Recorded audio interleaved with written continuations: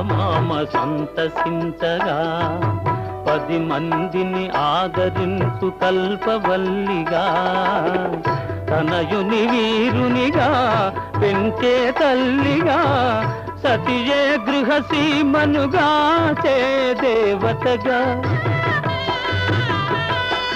తనయుని వీరునిగా పెంచే తల్లిగా సతియే గృహసీమనుగా చే దేవతగా సృష్టించెను ఆ దేవుడు తన కుమారుగా ఆలయాన వెలసిన ఆ దేవుని రీతి ఇల్లాలే ఈ జగతికి జీవన జ్యోతి ఇల్లాలే ఈ జగతికి జీవన జ్యోతి